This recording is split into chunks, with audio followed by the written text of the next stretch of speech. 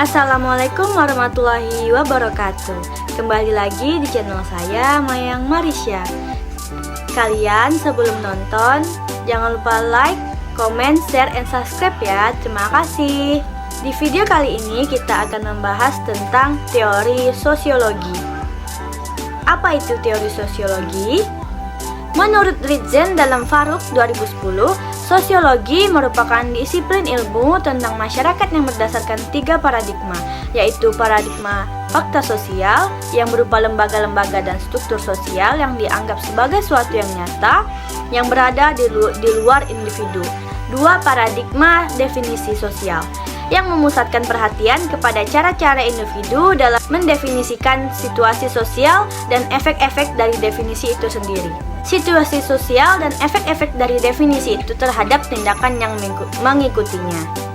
Paradigma dianggap sebagai pokok persoalan sosiologi, bukanlah fakta-fakta sosial yang objektif, melainkan cara pandangan subjektif individu dalam menghayati fakta-fakta sosial tersebut. 3. Paradigma perilaku manusia sebagai subjek yang nyata. Kurniawan 2012 pada halaman 4, sosiologi sastra pada hakikatnya adalah interdisiplin antara sosiologi dengan sastra. Yang menurut Ratna 2009 pada halaman 3, keduanya memiliki objek yang sama, yaitu manusia dalam masyarakat. Kurniawan 2015 pada halaman 5, Damono 1979 pada halaman 2 menjelaskan kecenderungan telaah sosiologi dalam sastra. Damono 1979 halaman 2 menjelaskan kecenderungan telaah sosiologi dalam sastra. Kurniawan 2012 pada halaman 5 adalah 1. Pendekatan yang berdasarkan pada anggapan bahwa sastra merupakan cermin proses sosial ekonomis belakang. Pendekatan ini bergerak dari faktor-faktor dari luar sastra. Sastra hanya berharga dalam hubungannya dengan faktor-faktor di luar sastra sendiri. Jelas bahwa dalam pendekatan ini, teks sastra tidak dianggap sebagai objek yang utama. 2. Pendekatan yang mengutamakan sastra sebagai bahan penelaahan. Metode ini yang dipergunakan yaitu sosiologi sastra adalah analisis teks sastra untuk mengetahui strukturnya. Kemudian dipergunakan untuk memahami lebih dalam lagi gejala sosial yang ada dalam sastra.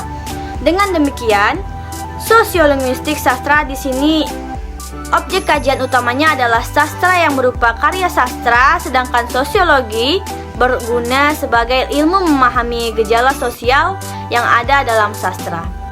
Pendekatan mimesis adalah pendekatan yang dalam pengkajiannya terdapat karya sastra berkaitan fenomena hubungan karya sastra dengan realita atau kenyataan. Selanjutnya, aspek-aspek sosiologi ditinjau dari segi penokohan, status sosial, sikap hidup, adat istiadat, dan perilaku sehari-hari pada para tokoh dan peristiwa yang terjadi di dalamnya.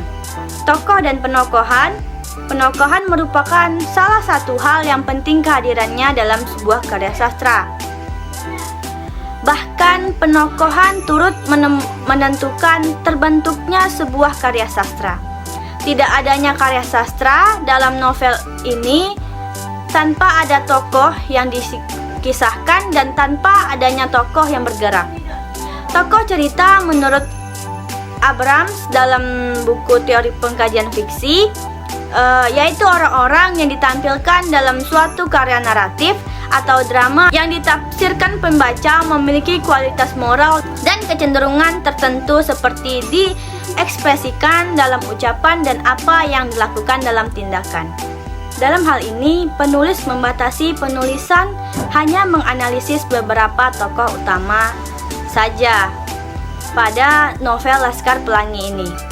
Adapun tokoh yang akan dibahas adalah Ikal, Lintang, Mahar, dan tokoh tambahannya adalah Bu Mus serta Flo. Tokoh Ikal adalah tokoh aku dalam cerita ini. Ia hadir dari awal cerita dan menceritakan semua kisah yang terjadi dalam novel Laskar Pelangi. Ikal adalah anak yang selalu ingin tahu. Rambut Ikal yang selalu menjadi peringkat kedua dalam kelas. Ia berminat pada sastra. Terlihat dari kesehariannya dia senang menulis puisi. Kedua, tokoh Lintang. Lintang adalah anak yang jenius yang selalu mendapat peringkat 1. Lintang telah menunjukkan minat besar untuk bersekolah semenjak hari pertama berada di sekolah. Ia selalu aktif di dalam kelas dan memiliki cita-cita sebagai ahli matematika. 3. Tokoh Mahar.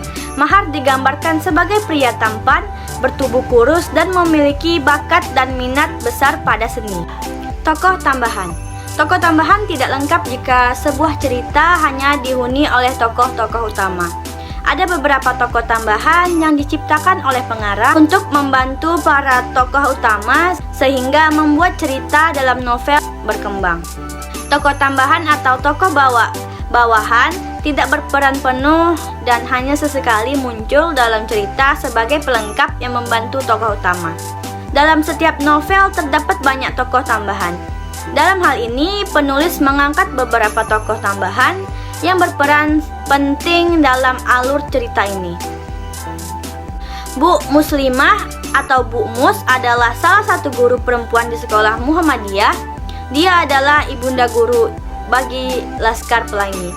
Wanita ini lembut dan merupakan guru yang paling berharga bagi mereka. Terakhir, Flo. Flo berbeda dengan tokoh-tokoh yang lain. Flo adalah anak orang kaya yang tomboy dan sangat terobsesi dengan dunia gelap. Ia bersekolah di PN, kemudian pindah sekolah ke Muhammadiyah karena ingin dekat dengan Mahar dan menjalankan hobinya tentang dunia yang gelap bersama Mahar. Dia pun adalah tokoh terakhir yang muncul sebagai bagian dari Laskar Pelangi. Status sosial. Status sosial, interaksi sosial adalah kunci dari semua kehidupan sosial.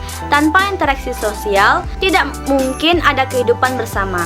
Bertemunya orang per orang secara badaniah belaka tidak akan menghasilkan pergaulan hidup dalam suatu kelompok sosial. Pergaulan hidup tersebut akan terjadi apabila orang-orang itu atau kelompok-kelompok manusia bekerja sama. Ikal, Bu Mus, kepala sekolah, orang tua murid, serta anggota Laskar Pelangi lainnya yang memperjuangkan sekolah Muhammadiyah pada awalnya masuk sekolah karena sekolah akan ditutup kalau tidak mencapai target 10 orang murid ini sedang merasa resah dan gelisah. Dalam novel Laskar Pelangi, terdapat realitas sosial yang mengacu pada masalah sosial. Masalah sosial yang ada dalam Laskar Pelangi disebabkan oleh faktor ekonomi dan kebudayaan. Permasalahan tersebut sebagai dampak adanya interaksi sosial antara penokoh, serta antara tokoh dengan kelompok. Masalah-masalah tersebut adalah masalah persahabatan, percintaan, serta masalah kemiskinan.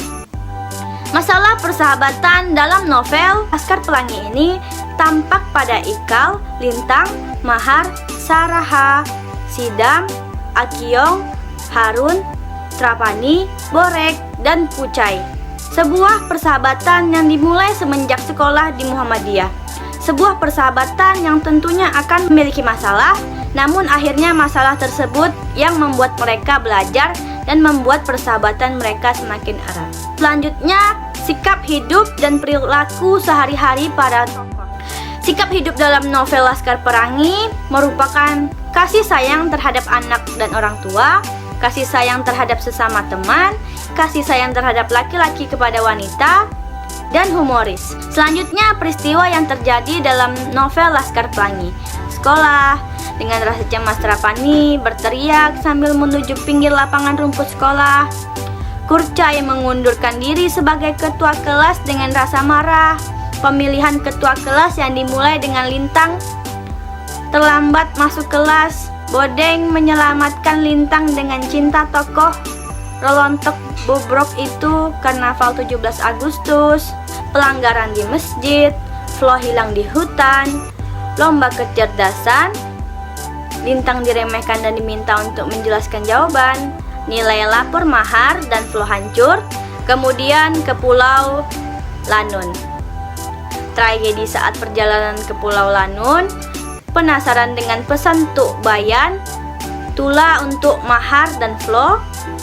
Sedih saat perpisahan karena Lintang memutuskan berhenti sekolah. Demikianlah penjelasan dari saya menganalisis novel Laskar Pelangi dengan teori sosiologi. Sekian dari saya, semoga ilmunya bermanfaat. Terima kasih. Wassalamualaikum warahmatullahi wabarakatuh.